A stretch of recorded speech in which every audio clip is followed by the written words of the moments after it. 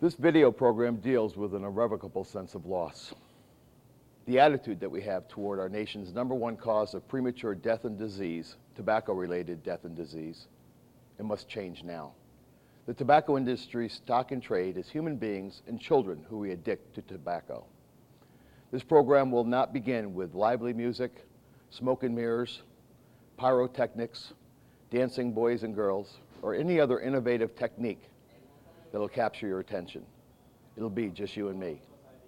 My name is Dave Gerlitz, and I'm the former Winston man. We have our own weapon of mass destruction right here in this country, and every day 4,000 new smokers start using this product to become addicted for the rest of their life until they prematurely get diseased and die. It makes no sense to me. We're nuts. I bet I know what you're thinking. Not another tobacco program.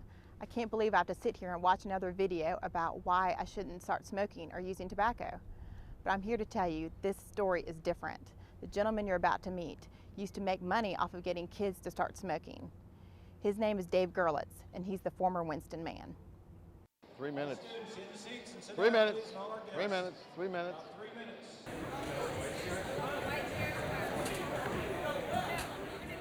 Okay.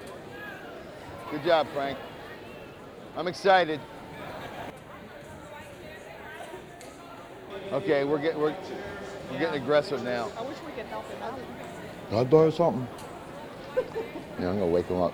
You'll give me a 5? Right. I'll give you a 5. Don't give me a 2. Just give me a 5 and I'll wrap it up. I was born ready. I was born ready. You know, this is the only product that when used as intended will kill more people than anything else.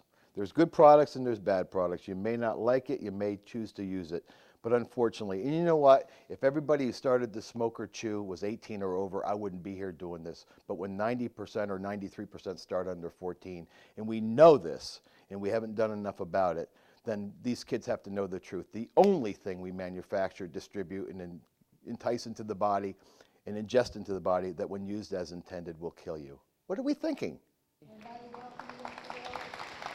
Thank you. Thank you. Thank you. Thank you. Good morning. I'm not feeling very well today. I got allergies kicking in or something. Can I have a big awe? Thank you. I feel your love. It's good to be here. I love coming down south where you all talk funny. I come up, y'all talk funny down here. I was offered some sweet tea the other day. Y'all want some sweet tea? Well, I live up north, up near New York, where they all talk funny as well. And I'm here today. I was brought down here today to tell you my story, and you do with this information whatever you want, okay? Because I'm not going to preach to you. I will not insult your intelligence. I will not tell you what to do with your life. I know you've been sitting here for an hour and a half or so, and now you got somebody coming in here trying to tell you what to do. Well, that's not going to happen. You do with this information whatever you will. Use it as you wish. But I am Dave Gerlitz, the former Winston man. I am not proud of that. For about 7 years, I was paid a lot of money to get kids hooked on tobacco. And I'm ashamed of myself for that. And that was me 23 years ago. And if you think it's fun standing in front of your picture every day from 23 years ago, you're crazy. I hate it. And do you know why I hate it, sir? Because I'm not a young man anymore.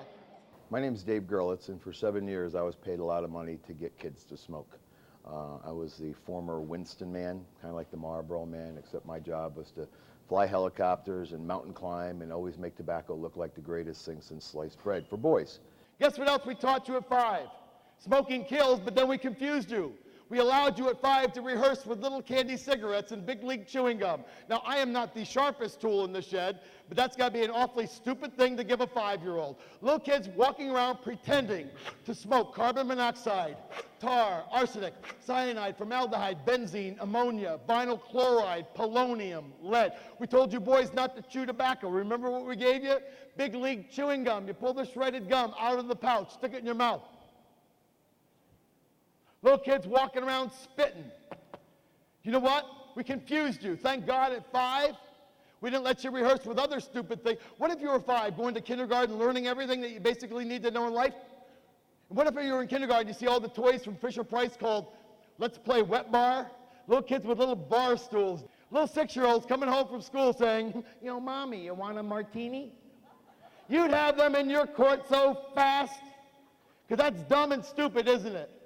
Why isn't it dumb and stupid to offer a child candy cigarettes, Big League chewing gum? Anybody remember the movie Sandlot by Disney? They swallowed chewing tobacco. What happened? They puked. 4,700 chemicals going into your body might do that. 4,700 chemicals going into the womb where a child is growing, should you women decide to have a child. And now we have babies born premature, and it tells you right on the package, and we still have to discuss it in legislature. We still have to go back and forth. You know what? I'm tired of it. You know, not everything needs an investigation. Some things are just logical and common sense. A few years ago, a friend of mine died in Daytona. His name was Dale Earnhardt. You may have heard of him. He died. And do you know that they're still investigating this poor man's death? And I'm like, why?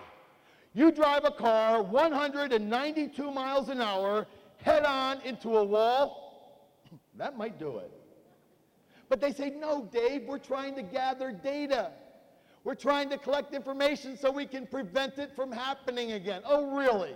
That's your goal. You want to prevent it from happening again. Really? Well, how about this concept? Slow down. I was paid all this money after I was hired in New York back in 1980. I was paid a lot of money, and I beat out 900 other guys, which is kind of nice for the ego, to represent what the tobacco company would call their premium product. I did this job for about 7 years, and I did over 40 ads where I was depicted in these heroic, you know, machismo kind of attitudes, flying helicopters, which was fun. You know, what growing up wouldn't like to play G.I. Joe. Unfortunately, what I was doing was addicting kids to this deadly product for the rest of their lives until they either found the motivation way to quit or they were diseased and prematurely died. So now I'm feeling a little bit of guilt, and I'm trying to redeem myself, but then again, I've been doing this long enough to where I think the redemption is clear now. I mean, because I don't know a whole lot of people who would turn down $100,000 to advertise a legal product. So I can only, you know, do so much on this in redeeming myself. There I am. Oh, that's not me. That's my friend the Marlboro Man who can't be here today because he happens to be dead. Died at 49. You gotta die of something. You gotta die of something. You know what? In his mouth, there's our weapon of mass destruction if I ever saw one. Thank God we recently eliminated some of the fear over in Iraq with their weapon of mass destruction, I think. But there's ours, and we're still discussing it like it's not really an issue. You know what? This issue had better raise to the level of awareness proportion to the havoc that it wreaks. Now, I'm not going to ask any of you how many of you smoke or chew, because you're not going to tell me. So, to data. Data doesn't matter. All I know is that we have a problem. We have an issue. These ads are just part of the problem. Next slide has me crouching beneath the wings of an airplane. Next one has me, there I am flying the helicopter. Next one, where is it? There it is. You can't really see it because it's a little burnt out from the bulbs in the slide projector. There I am crouching beneath the wings of an airplane, lighting cigarettes, and 3 feet away from my head is 10,000 pounds of extremely flammable jet fuel. Does anybody see anything wrong with this picture? You light cigarettes next to jet fuel, you learn to 5, it'll make you go what? Boom, boom. Well, what a fabulous presentation. Thank did you. such a great job. It's nice to hear that. It's a little embarrassing, but I mean, it's my job. It's what I do, and Well, I have 50 minutes to hopefully make a difference in some of their lives, and hopefully it worked.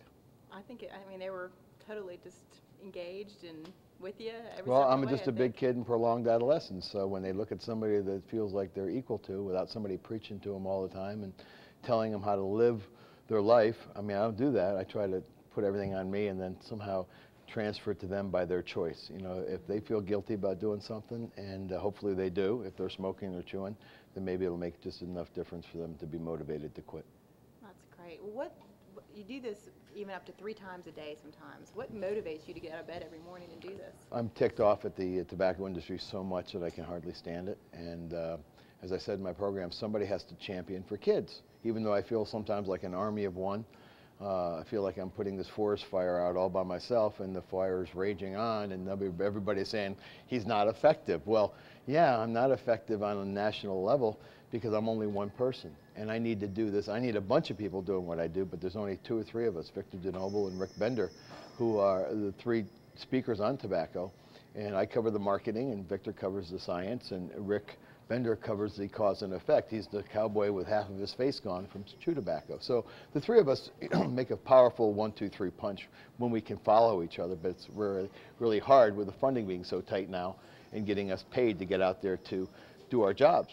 I knew that I had to say what I wanted to say. The tobacco kills, we know it, shame on us for not doing more about it, and I needed to say it with no political correctness or profound attachment to the whole thing, and be objective. I have to be very subjective here. I know exactly what's going on, and I'm really ticked off that these media anchor talking heads, political pundits, don't see it my way, and they should, because everybody else does, and I want to hold them accountable. And I think if I embarrass them enough, they'll change their behavior. You talk about fear versus greed in your talk. Mm-hmm. Can you just tell us a little bit more about that? Well, when you look at the tobacco industry, who was ordered to come up with $206 billion, and they can do it. They come up with the money, it's not a problem. But then 3 days after they agree, they go out and raise the price of cigarettes 48 cents across the board to make up for that $206 billion. So what are they getting? They're getting a little slap on the back of the hand. That's like bringing Saddam Hussein in and put him in jail for 2 weeks and then let him go out and have picnics. We let the tobacco company get away with this every day, and they're laughing at us all the way to the bank. We have this product that everybody knows about. We encourage them to behave themselves, and they're not. And they came up a couple weeks ago where Philip Morris could not come up with their second payment. They had the money. They own 3,700 companies. They have money coming in from every different source. They're able to buy these companies with cash money. R.J. Reynolds bought Nabisco for $26.9 billion cash on a leveraged buyout. So now they own this food industry. Philip Morris owns General Foods and Kraft. They own many other things. So they're not only getting their funds from a drug that kills 400,000 people a year who are consistently addicted, so the money will continuously flow. They're getting money that they bought with this blood money from people who have previously died. Hey, you've known about tobacco since you were this big. Mom and Dad confused you along the way if they smoke or chew. You learned the truth. This is not about education. You've known that tobacco kills since you were little. You just don't know why grown-ups haven't done more about it. I mean, we still have to argue. How many of you in this gym, be honest with me, okay? How many of you in this gymnasium honestly, truly believe that a 6th, 7th, 8th, 9th, 10th, 11th grader who smokes or chews, if that child wants tobacco bad enough, how many of you believe that they can get it with no problem? Okay, yeah, so do I. Adult people see what's going on. They know that they can buy tobacco. We know that we target it to kids. We know that 93% of them start under the age of 14, but yet we can't get a handle on it. Everything else in this country we've gotten a handle on. Security thing at airports, that's been tweaked a little bit. I flew in from Houston 2 weeks ago. You know what? By the time I got through security, it took me 2 hours. By the time I got through, I was half naked, and it wasn't pretty. Some idiot a year and a half ago has a detonator in his shoe, so now the whole world has to remove their shoes. Okay, if that's what I have to do to be safe, then I'll do it. They had this 78-year-old woman off to the side at security being wanded. The tobacco issue should be major drama, and it isn't. You know why? Because of politics, self-righteousness, denial, greed, power, and money. The most compelling stories are and should be of those people whose lives are in peril. And 400,000 Americans die every year from tobacco. I can't use political correctness and empathy and profound detachment. I need to tell you the whole truth.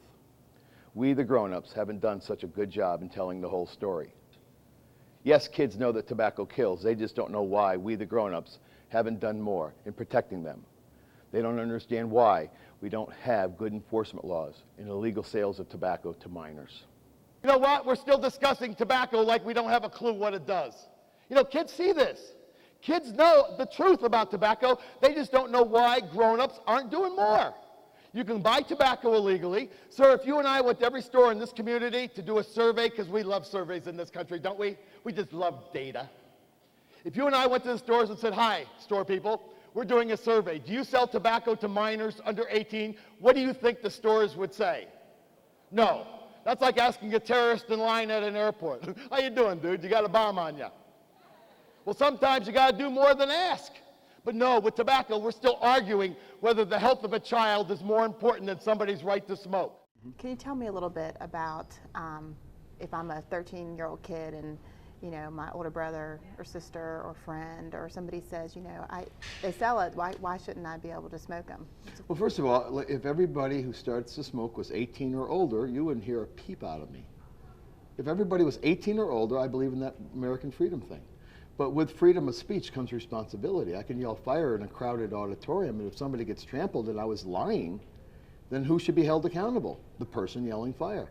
The tobacco company wraps themselves around this freedom of speech issue. This is not about freedom of speech or freedom of choice. This is about an addiction that has met every criteria everywhere in medical history that says that this product is as addictive as anything else that we know is a drug.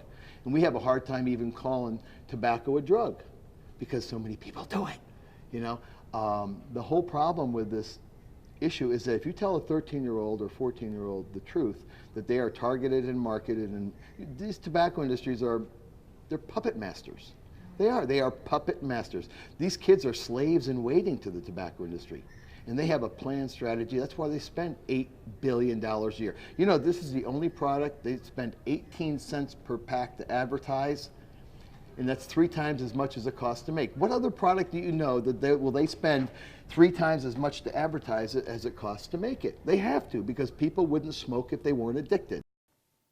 We sell this product, we make it look like the greatest thing since sliced bread. And they told me it was my job to be the live version of a G.I. Joe action figure. What male doesn't want to be macho and tough and rugged and robust? What woman doesn't want to be skinny, slim, and attractive and fun-loving and free-spirited that all these ads depict? And never once will any of those things that I just mentioned be associated with tobacco. It'll make you stink, it'll make your teeth yellow, your skin wrinkled, and it'll make you dead. Now, you try to tell me how we can market a product that kills 400,000 people a year to this day when we have 50,000 pounds of medical studies showing what this product will do. Shame on us. We take a product that kills 400,000 people a year, we make it look good with idiots like me. Let's see if this remote's working. Or this ad here they have me mountain climbing. Next ad has me flying helicopters. G.I. Joe. Next ad has me doing all these wonderful macho things. Next ad has me, there it is, Winston America's Best. And somewhere at the top right-hand corner is that warning. Huge warning. Huge warning. The warning at the top right-hand corner above my head says, warning, caution, tobacco causes lung cancer, heart disease, emphysema, complicates pregnancy. Guess who's smoking more than ever before, ladies? Women, 13 to 17. Maybe it's because they taught you at 5 that if you smoke, you won't get fat. You young people would never buy any other product with a warning on it, would you? Would you, ladies? Ever buy a bottle of shampoo that said, ladies, use of this product will make your hair fall out? Would you ever buy half a gallon of milk if it was spoiled or curdled? Take it home from the store, open it up, pour it on your Rice Krispies, and white, chunky, lumpy, smelly curds fall out? Yummy. Hey, would you ever buy a roll of toilet paper with a warning on it? Caution, use of this product will put a rash on your butt. No, but we make it look good, because we have to make everything look good in this country. Okay. If you want to make a product look good and it really isn't, okay, that's marketing deception. We have to make dog food look like beef stew. My dog doesn't care. He eats garbage. And he sniffs stuff. Anybody own a dog? Ever see how they greet other dogs? Yeah, he cares if its food looks like beef stew. Everything's been new and improved except tobacco. We take the product, we market it, and target it to kids at a rate of 4,000 a day. Well, I try to block that out because that's probably the most embarrassing part of my life when I was a 3.5 pack a day smoker, and I'm at the top of Mount Evans in Colorado, smoking my 3 packs a day, and it's very difficult to be a smoker at a height of 12,000 feet. I was on oxygen, and I had to remove my oxygen mask just to smoke. And I asked the tobacco executives who were laughing at me because I was on oxygen and taking it off to smoke. I said, how come you guys from R.J. Reynolds don't smoke? And the guy said, we don't smoke this stuff, we just sell it. We reserve the right to smoke for the young, the poor, the black, and the stupid. The young, the poor, the black, and the stupid. And I testified to this in 1989, and I'm still in 2003 saying the exact same thing to the same people, and I've had it. There's got to be a way to raise the level of awareness on this tobacco thing, at least proportionate to the havoc that it wreaks. And I don't know what else to do. So you talk about safe cigarettes. There is no such thing. You talk about light cigarettes, they're not safer. People who are using light cigarettes have the mindset, well, gee, I need this nicotine, it's a light cigarette, but they smoke twice as much because they still need that nicotine input. People are walking around with a patch on their arm thinking, well, gee, if I get the nicotine, I won't smoke, but nobody does anything with the mind. This is a brain, this is a physical thing. You got to come together. I mean, I'd love to have a patch for everything, a patch for pizza, a patch for Coors, a patch for sex, I don't know. But a patch does not solve the problem. You got to do something up here. It's the thinking, it's the insight, it's the concept that we have. What can we do for these kids? And these kids don't have anything offered to them. These kids don't have a thing in this school, I bet, that says, hey, if I want to quit, where do I go? Who do I talk to? Whose door do I knock on? And why? If they were on cocaine or heroin or methamphetamines or speed or alcohol, they'd be in rehab and our society would be paying for it. Here they're smoking a product that's more addictive than anything else, and we're telling them, oh, they're only kids. Oh, they're only kids. You know, I can't stand it. And somebody has to do something in a voice loud enough that's going to make people hear. I have a fan now with the judge. She's a fan. She said, I believe you. I know what you're saying. Now, what are we going to do about it? Well, we need to do more. And so I need people like you and all these kids to now say, hey, he does make sense, so let's not stand for it anymore. We have billions of dollars from the tobacco settlement, and we're fixing roads with it. We're doing waterfront repair. We're balancing the budgets, and we're doing everything but preventing the next generation of our youth becoming addicted to this garbage. And shame on us for doing that. Tobacco companies don't care about kids, they care about money. They are evil, they are deceitful, and somehow the deceit with the tobacco industry is universal. And you know what? Telling the truth becomes revolutionary. Well, if that's what I have to do, to enlighten you, to empower you, to listen to what I say with a message that makes sense to you and is logical and pure and clear, please use the common sense and logic that you were born with. If it looks like a duck, if it swims like a duck, if it flies like a duck, if it waddles like a duck, if it quacks like a duck, there's a good chance it's a duck. So please think about it, tell your friends and family, and there's no greater feeling to enhance the quality of not only your lives, but the people that you love and care about the most. Thank you so much for making me a part of your day. Have a great rest of the school year. Please be safe. Thank you very, very much. Thank you. Thank you very much.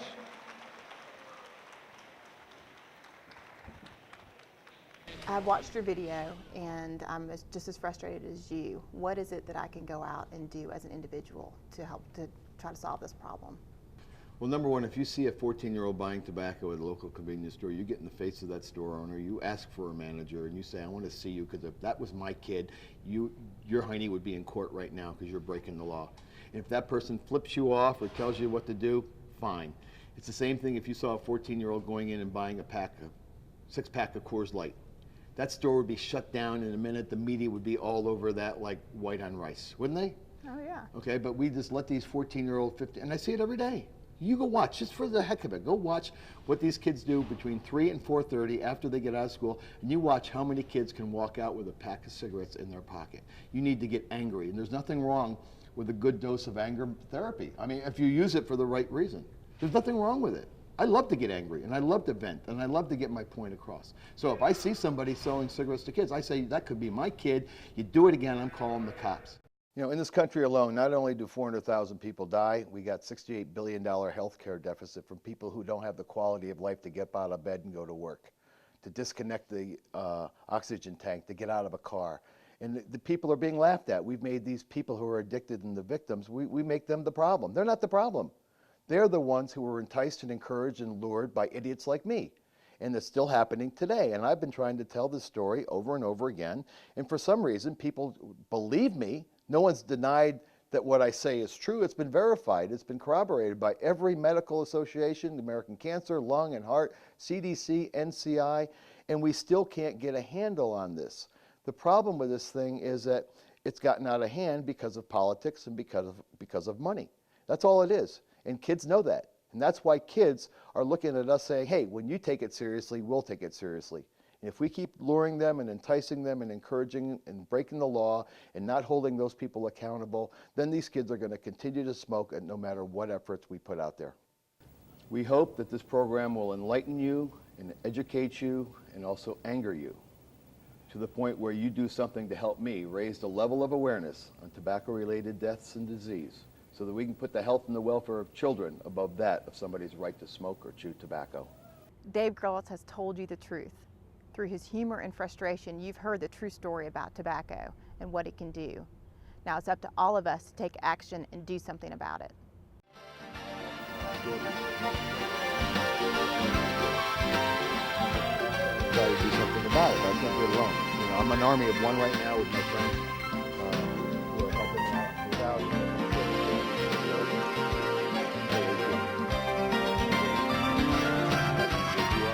Courtney, my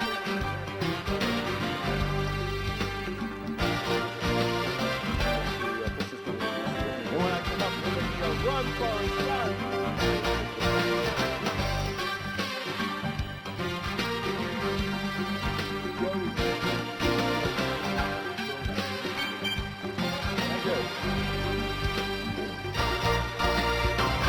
Thank you, Judge. Good morning.